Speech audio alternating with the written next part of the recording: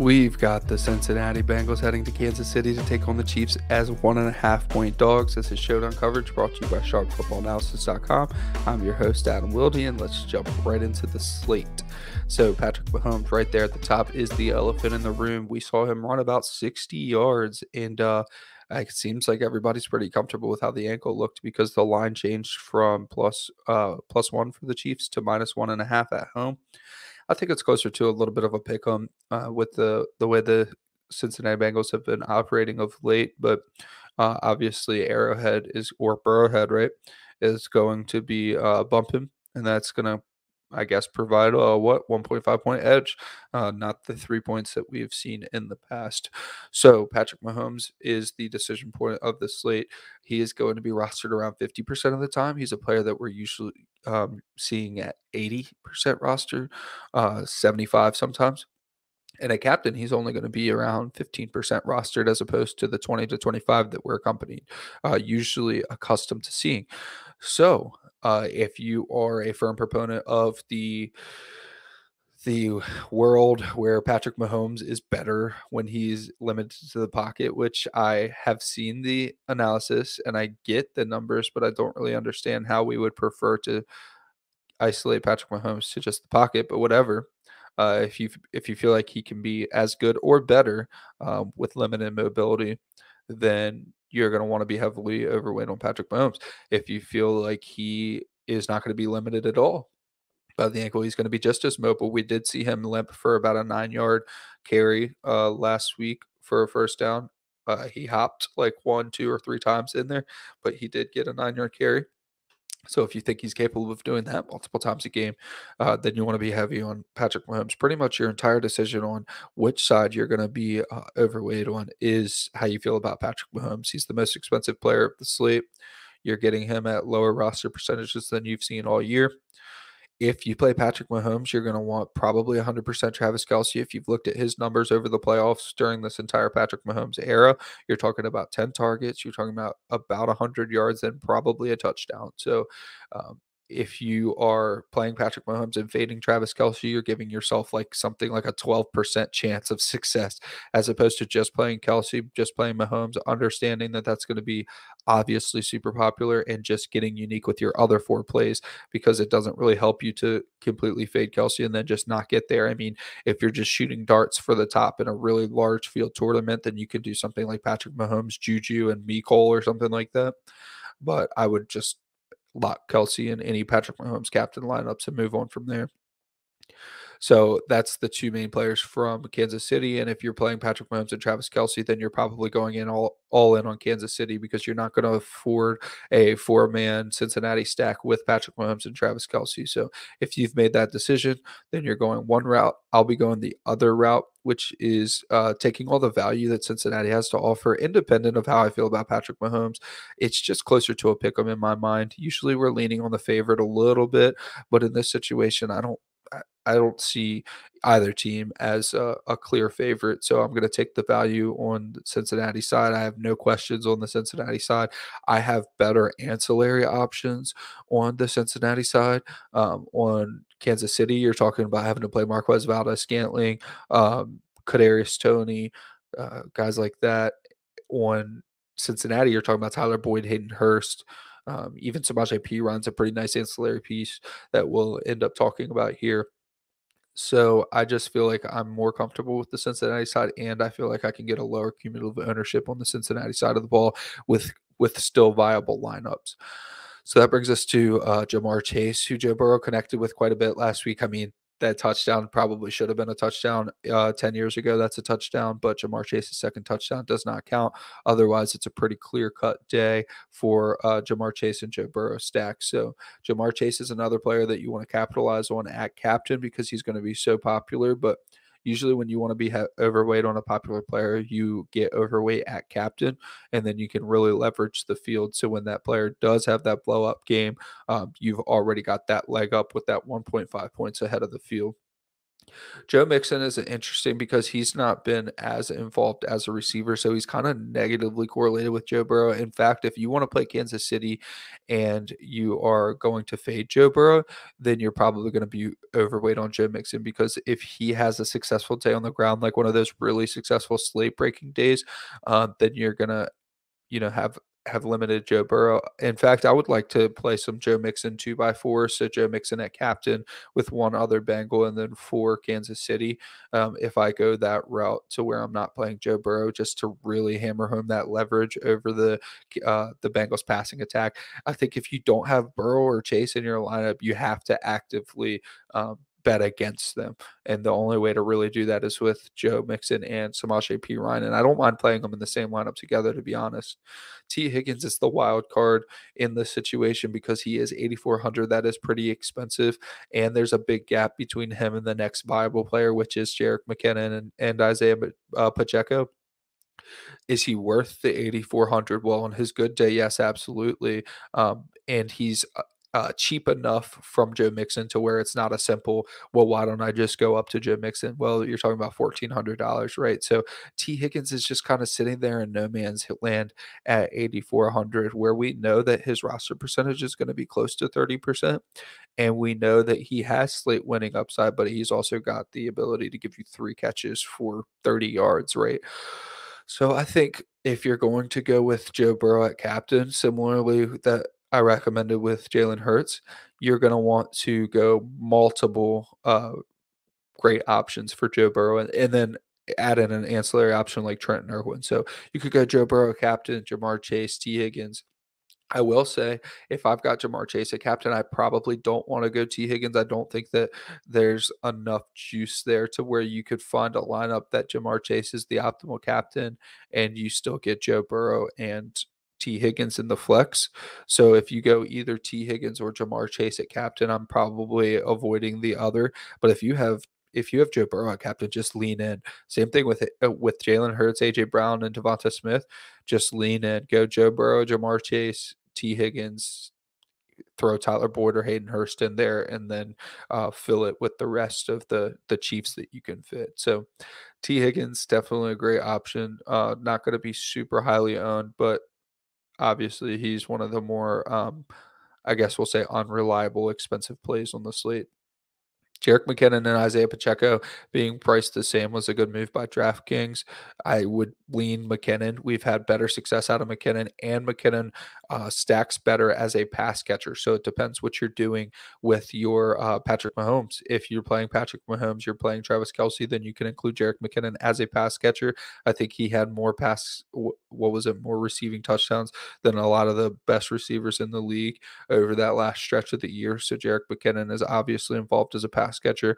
If you want to bring the injury narrative in for Patrick Mahomes, it's a lot easier to throw to Jerick McKinnon than it is to throw to MVS, right? So those quick dump offs might benefit Jerick McKinnon. Honestly, at 6,600, Jerick McKinnon has easy paths to being the highest scoring player of the slate.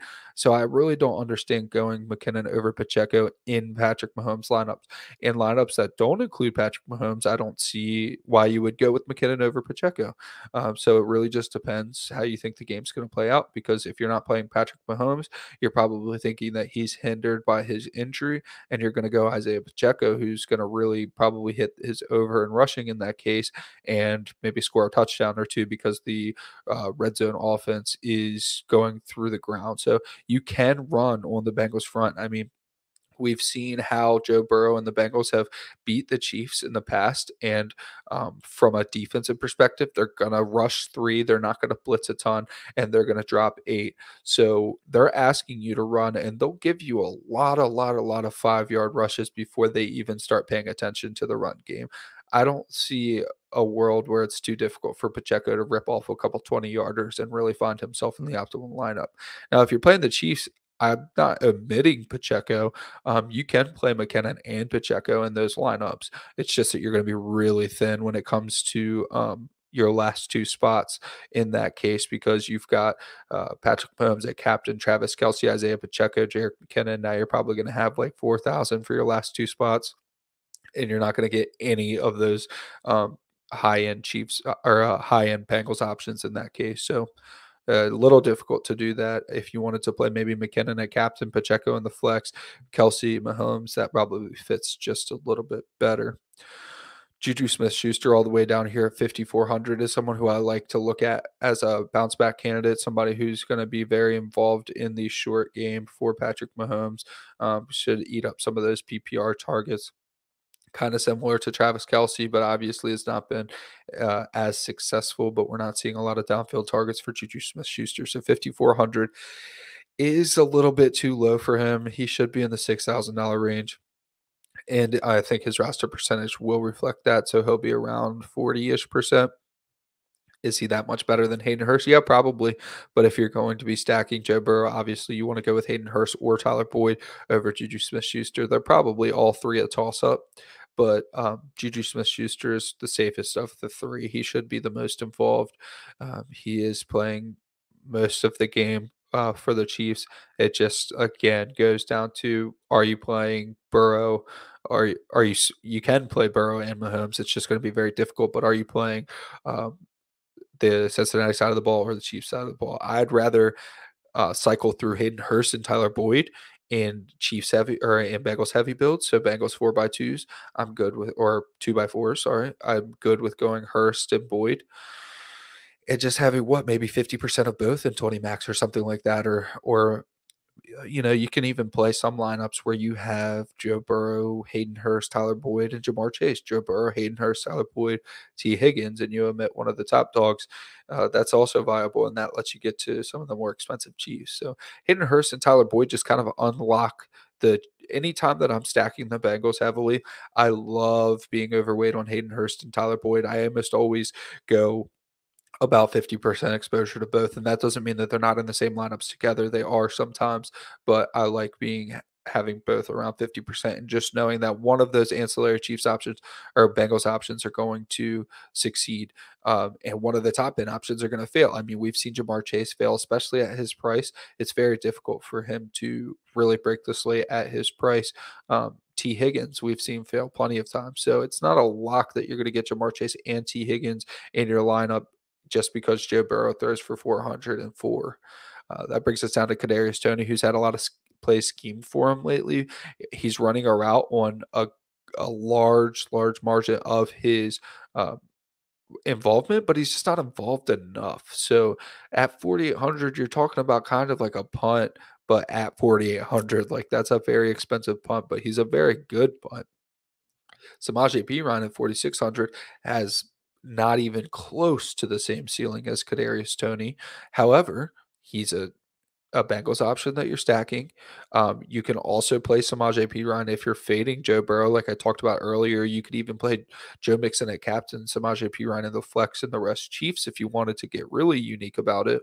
And he's the same price as Kadarius Toney. So I would rather Boyd and Hurst than Smith Schuster, Toney, or Perine, and I'd actually be willing in 20 max to omit Schuster, omit Toney, omit Perine just to make sure that I was overweight on Hurst and Boyd.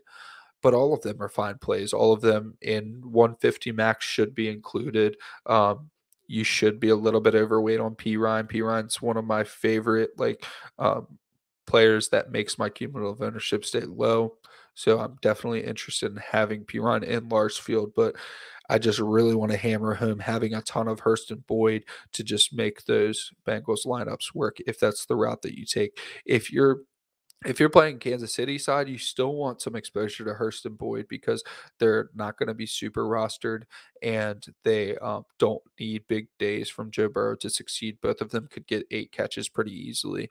Both of them could catch touchdowns pretty easily. They're both involved in the red zone. So you don't need to be stacking the Bengals to play a bunch of Boyd and Hurst, but they just help Joe Burrow line up so much because with a player like Burrow at captain, you're playing for 3 touchdowns, you're playing for 300 yards. Like, he's not the optimal captain if he's not getting the 300-yard bonus and throwing for multiple touchdowns. So you need to tell yourself going into it, as soon as you lock him into captain, where's his touchdowns going? Well, they're probably not all going to Chase and Higgins. Kickers and defense totally fine in this game. I like the defense more in this the defenses more in this game than the Eagles 49ers game just because it's not as obvious. So there's going to be a lot of people thinking that that NFC showdown is going to be a down and dirty kind of defensive battle with two very good defenses. This game also has some sneaky good defenses that can score.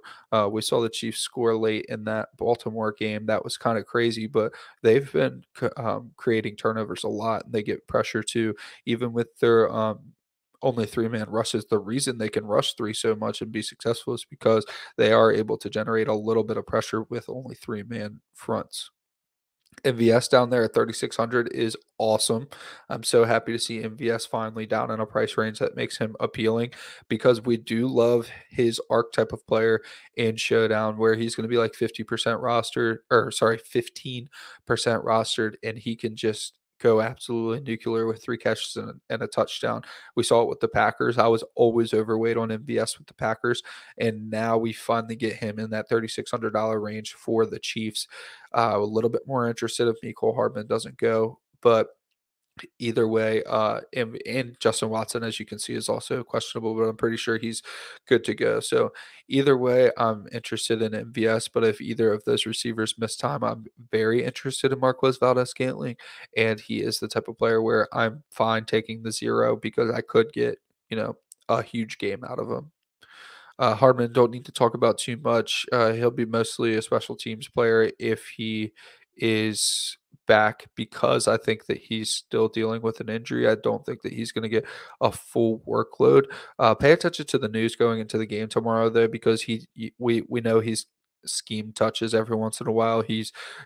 He'll run those jet sweeps, he'll run. But now that they have Kadarius Toney to fill that role, and Toney has done well in that role, I'm not projecting a lot of involvement for Hardman. I don't think that they need to push him too hard because if they do make it to the Super Bowl, they'd rather give him that extra week of rest than work him too hard in this game. So at 3,200, I do like the price. And I do like how involved he was earlier in the year. I just think that that role has been diminished by Kadarius Toney's involvement. They're pretty much the same player, but Kadarius Toney is significantly better. Trent Irwin's going to get to 3 targets, maybe play about 20%, but he's still a fine option. I mean, I think he had a red zone target last week, and we saw 2 touchdowns for him earlier in the year. He also had another game with a touchdown, so he's involved enough at 2,800 to where if you're playing 150 max, you definitely want to sprinkle him in some of your Bengals stacks. Justin Watson, fantastic stacking option for Kansas City if he's active, which we think he will be. But Justin Watson and Noah Gray are always fantastic punt options, and they're interchangeable. Like I'll have 20% Justin Watson, 20% Noah Gray, and feel totally comfortable with that. One of them is probably going to go off. The problem you run into, you really need to be careful to make a rule when you're doing these 20 max and your 150 max is to not play Justin Watson and Noah Gray in the same lineup. And the only reason for that is the ceiling gets so low if you do that, but optimizers are going to want to put them both into the lineup to save all that salary because they are projectable for like 5 or 6 medium. Their median projection will be around 5 or 6 points. So the optimizer is going to say, okay, well, let me get 12 points out of these 2 players, and then let me put in Burrow, Chase, Mahomes, Kelsey, or whatever ends up fitting. And it's just your ceiling is you need the star players to all have ceiling performances and nobody else to do anything for those lineups. And it's not something that I like to invest in. Sky Moore is always going to get around 10 to 15% ownership and never produce anything on it. So I'll probably be omitting Sky Moore, but every week he's reasonably popular because people want to be ahead on the Sky Moore game. And I just don't think that that Sky Moore game is coming this year. Maybe in Dynasty for next year, but so let's go ahead and build some of these lineups and see what we can do with our Joe Burrow stack. So like I mentioned earlier, Joe Burrow, Chase, Higgins. Unfortunately, I probably won't have a lot of mixing if Joe Burrow is my captain. That's just not the ceiling I'm aiming for. So Joe Burrow could crush you, or sorry, Joe Mixon could crush you with Joe Burrow at captain. But I really need to fit in these multiple receivers, as many receivers as I can for Joe Burrow when I am playing him at captain. So that means that we're going to pick one of Tyler Boyd or Hayden Hurst. Let's just go Tyler Boyd. He's a little bit cheaper, and that leaves you 5,000. I'm probably going to have Justin Watson or Noah Gray in most of my lineups. So for the sake of it, we'll just go Noah Gray for now. And that's going to leave us with 8,900. You can do a ton with that. And I would like to say I'd like to leave a ton of salary on the table for this because there are so many scoring options. The total is close to 50. You're really getting the opportunity here to leave 2,000 on the table and still have a quality projectable lineup. So here, when you throw in, say, an Isaiah Pacheco, you leave 2,500 on the table. I am fine with this lineup. I am more than happy with this lineup. So Joe Burrow at captain, Jamar Chase, T. Higgins, Tyler Boyd, Noah Gray, Isaiah Pacheco. Do not worry about that 2,500. I am totally fine with that lineup. You can take Noah Gray out, and we'll just see what we can get up to. Like MVS would be fine here. So Joe Burrow at captain, Jamar Chase, T. Higgins, Tyler Boyd, MVS, Pacheco. Of course, Boyd and Hurst are about the same price. So, of course, they are interchangeable.